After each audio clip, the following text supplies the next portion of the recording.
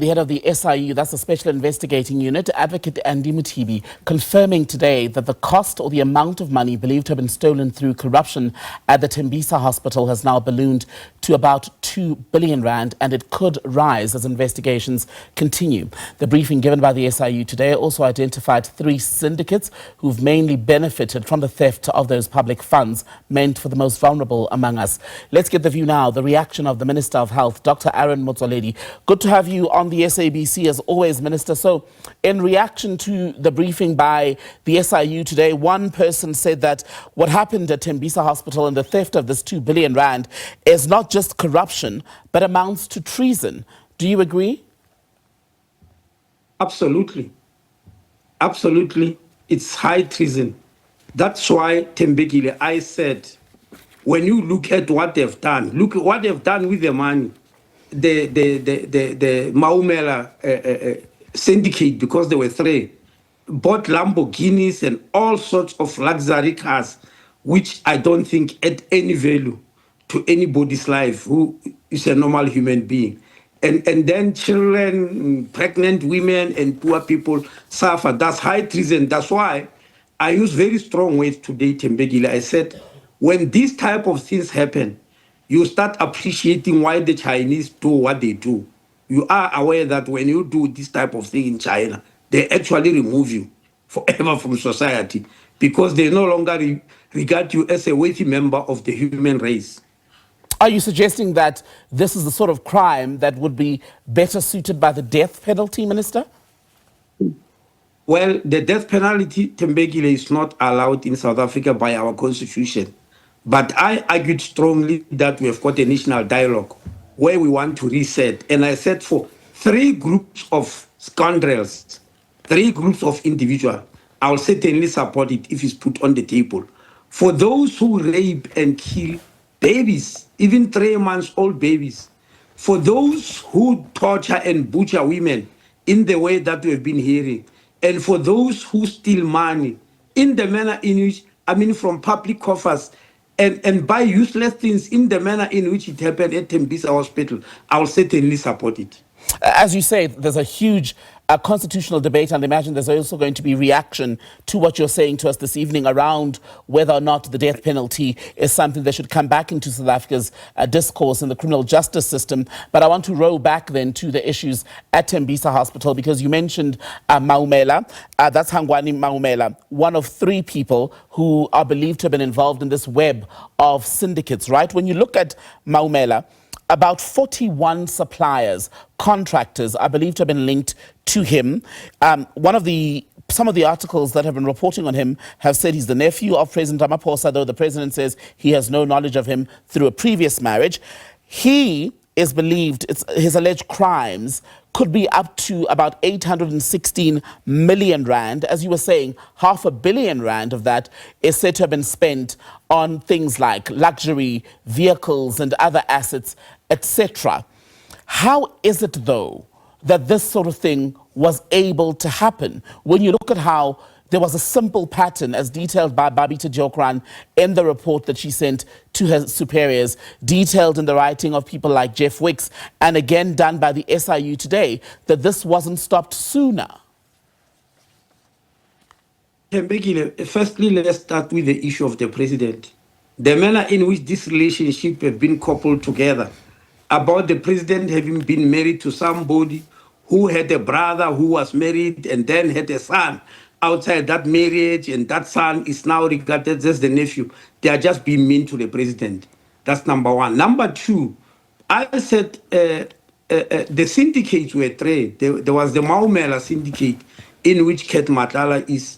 There was a syndicate by a guy called Mazibuko, and there's a syndicate X, which cannot be named for legal reasons because it has not yet been named publicly. All those syndicates, regardless of how clever they are, they would not have been able to achieve what they've done without the help of people who are employed to execute these functions in both Tembisa Hospital and the provincial health department in Gauteng, which is what the commission itself said. Those are the people who helped what's happening, and in return, they were given, 15 of them were given 122 million rand. So it is people who are running the system who wrecked it from within. Like you now, Tembekile, you are a broadcaster there. If you want to wreck those systems there, you can do it anytime. And by the time we discover it, we'll have suffered. So it is people who are running the system who did this job. Fortunately, Babita came in after being suspicious because she's also working in that area. She Right. came in and started helping. You say fortunately, Minister, but it feels unfortunate. It's a hollow sort of affirmation when you look at the case of Babita Jokran, because you wonder what chance she stood. She was basically killed in a hail of bullets 4 years ago for doing the right thing. We're all told when you see something wrong, say something. She did that, but she was murdered. 15 of her colleagues, former and current, were involved in this corrupt scheme as per the SIU, as you were saying, benefited to the tune of 122 million rand. So what is to say at this point that Tembisa Hospital is not just a symptom of a bigger problem in the health department, that ultimately it may be a rotten system in large part? Well, that's why I said the death of Babita was very, very painful, definitely. But I was saying earlier on that she did not die in vain because she unveiled, she's a hero of the country. That's why I said she must be given national orders. And I did not only quote Babita, I quoted a gentleman in Home Affairs. The case is still going to come out. SIU is still going to report on it. A gentleman in Home Affairs who was also stopping corruption at the Refugee Reception Center at Marawastad, and they pumped 4 bullets in him. It's a gentleman called Mr. T. He survived them, went to hospital, survived, came back, and continued to do exactly what he's doing, to send people away. And when he testifies against you, Tembegile, you get sent away. He has already sent away 40 people by giving evidence against them. Right. But they wanted to remove him. After he survived those 4 bullets, they pumped again some years later, 2 more bullets in him. He still survived them and he's alive. He's still testifying. And I was saying these are the people who must not be in hiding, who must be made national heroes. And the scoundrels must be the ones who must be sentenced forever. But Minister, that's in the case of one person who's managed to live. We know very much in the country there's a constant complaint about how whistleblowers don't have sufficient protection. I referenced Babita Jokran because she flagged what happened at Tembisa Hospital. Kat Matlala, who is mentioned in this SIU report, he is said to have benefited to the tune of 13.5 million rand from the theft of money from this hospital, right? His name has come up at the Madlanga Commission of Inquiry, where we are told he's got influence that goes so far that he may have been able to influence your cabinet colleague, the police minister Senzo Mchunu, and others in the bigger web. So how do you encourage people to go up against a character like Kat Matlala when you're told that he wields so much influence and the most powerful are at times willing to do his bidding? Is it worth it if you end up in a coffin? Tembegile, you are talking about the people you know.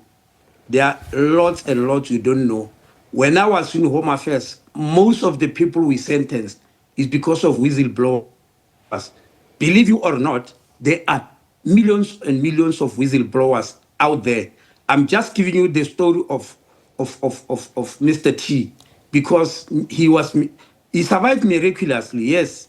Unfortunately, Babita did not survive. But there are many who are still whistleblowers, believe it or not. If it was not for whistleblowers, we would not have been able to do our work in government and in the Department of Home Affairs. But it's all connected, isn't it, Minister? Millions of whistleblowers. Pardon me, it's all connected when you look at what's in the SIU report and what we are dealing with at the Madlanga Commission. Someone like Kat Matlala coming up at various spots with allegations of wrongdoing. Yeah, of course. But I was answering your question of whether it's worth it. Right. Let me tell you what Mr. T told me. Because I visited him in hiding. When he was shot for the first time, 4 bullets, and he survived, he came back, he continued. Then he was shot for the second time, 2 bullets, and he also survived. He is still continuing as I'm speaking. He testifies against people virtually. I asked him why. He said, look, people died for this country. They fought and died for liberation. This is my contribution, and I can't give the country to thugs. If I have to die fighting those thugs, let it be. Secondly, when they shot him for the first time, for the second time, he was coming out of church, and he said he believes the reason that he's surviving all these attempts on his life is because there is whoever up there is controlling these things have got a job for him to do, which is to fight corruption. And he told me point blank that he won't stop. So there are many people who are very brave. They Okay. don't have to be encouraged by anybody because they don't want to give their country away. Minister Aaron Motsoaledi, we leave it there. That's the Health Minister speaking to us about the latest SIU report on corruption at Tembisa Hospital.